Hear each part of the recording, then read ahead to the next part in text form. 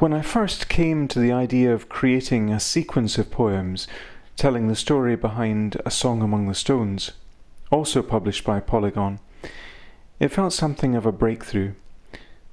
For years I had composed the kind of short lyric bursts that make up the vast majority of contemporary poetry collections. It felt exciting to tell a longer story in this new way, offering a miscellany of tiny windows of light into what might have been.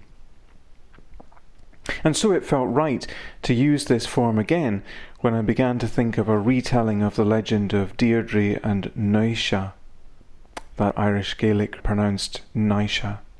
This was a tale I had grown up with. At the close of every family ceilidh around the open fire, my mother would sing Deirdre's Farewell to Scotland, supposed always to be Scotland's oldest song.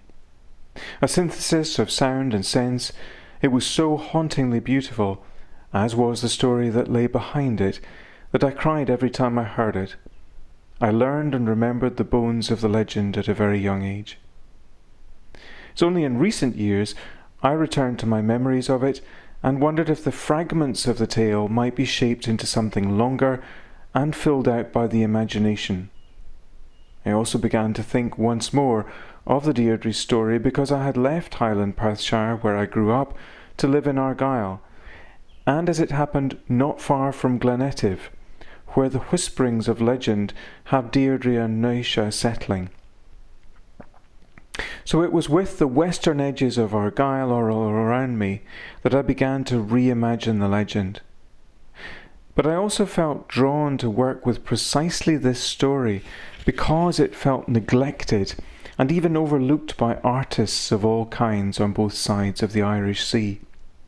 For of all the great tales of the Celts, this is the great love story shared by Scotland and Ireland. The legend of Deirdre is well enough known in Ireland, though it has been all but forgotten here in Scotland.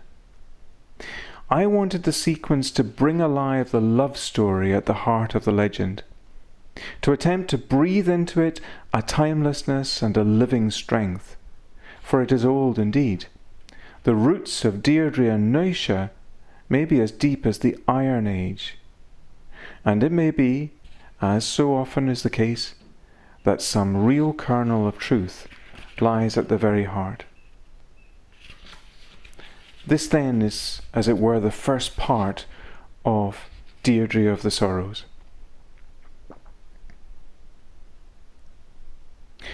A bird came to her window sometimes, and she wished she might unhinge the slit of glass to let him in.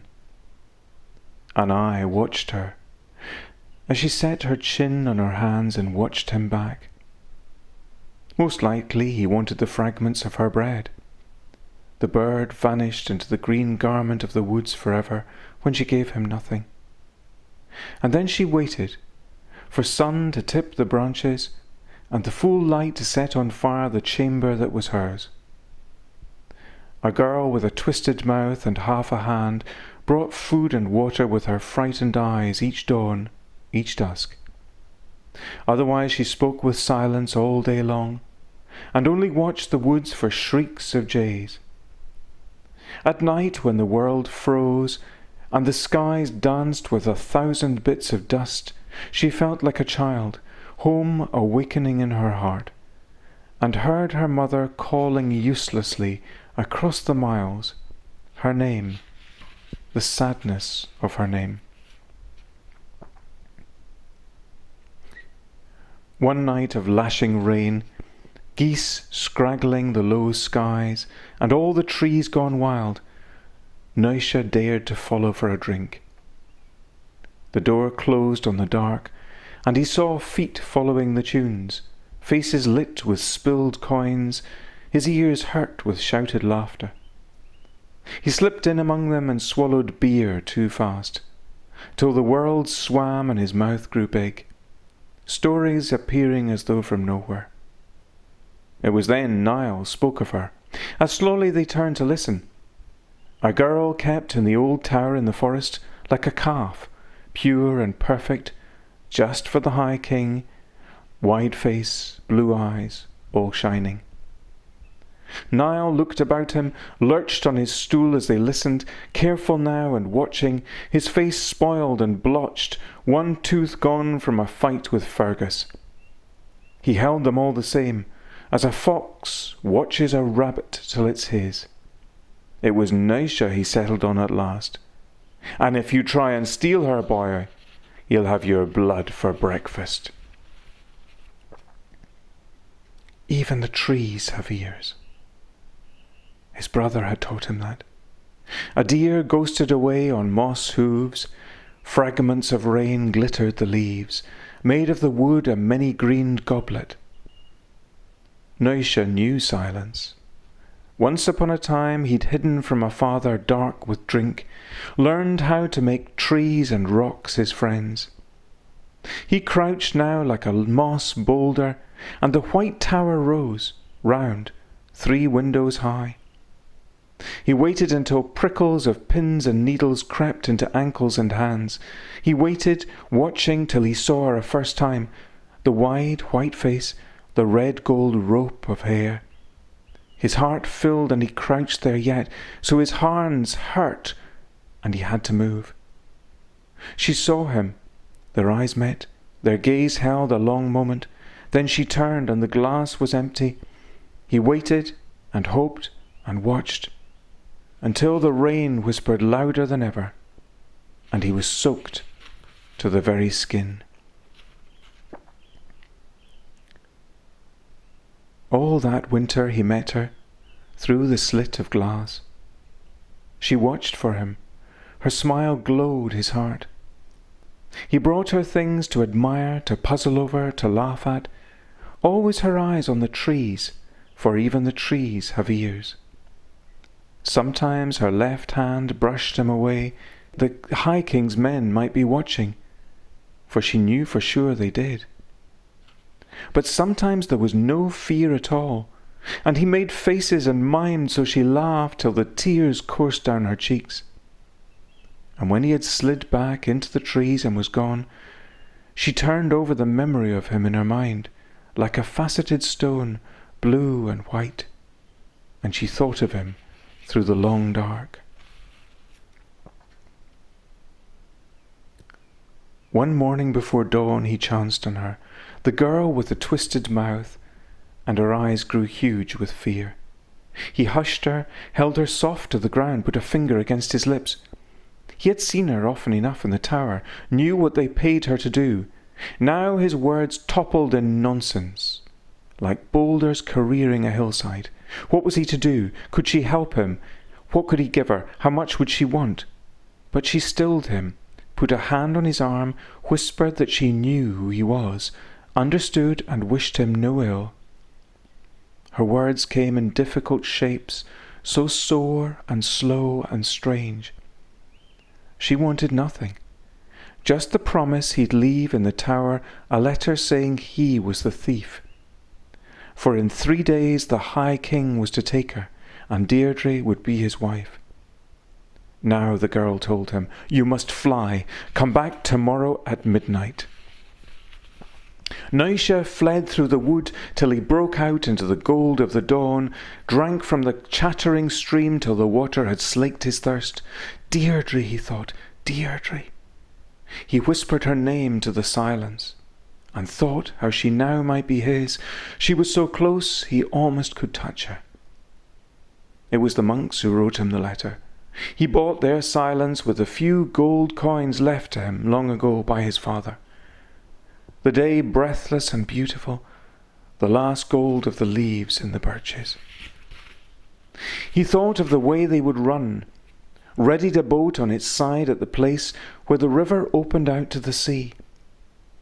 All that night he lay hearing his heart, wondered and worried,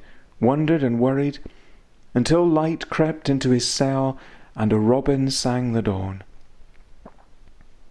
He staggered naked to the well and broke its film of ice, gasped at the shock of cold, and looked up at the crows rising like smoke from the woods.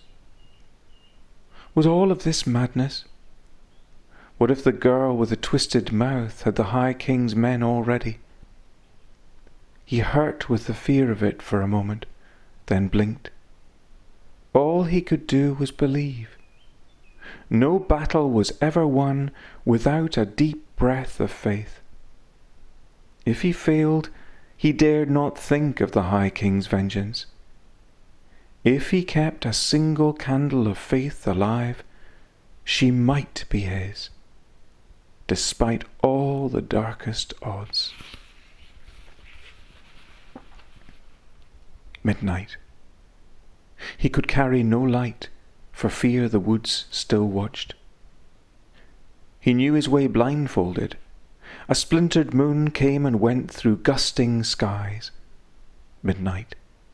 His heart drummed so loud he dreaded it might rouse them. And there, the tower, 3 windows dark. For a moment he feared it all nonsense, that Deirdre slept, and the girl had done nothing but sell him for dirty silver. He breathed till his fear subsided, and the world stopped spinning at last. He bit his lip till a single bead of blood appeared. Then, out of the shadows, across the glade, as he reached for the door, it opened. The girl with a twisted mouth pulled him upstairs. "Leave the letter here on the table. I'll tell them you broke your way in and stole her. The men who watch the woods are at the tavern. Only a handful are left behind, and the chances are they're asleep. Now go, take the keys and lock me inside. Throw them away once you have fled."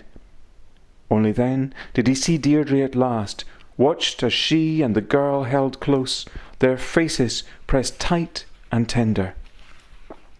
"Thank you for all you have given. I'll never forget your kindness." Then the descent into darkness, the door thudded shut, the trembling key twisted, their hands joined as they ran, as they flew, fast as young hinds, past flickering trees, further and further, till he knew the boat was below them. Only then did he turn and look, listen.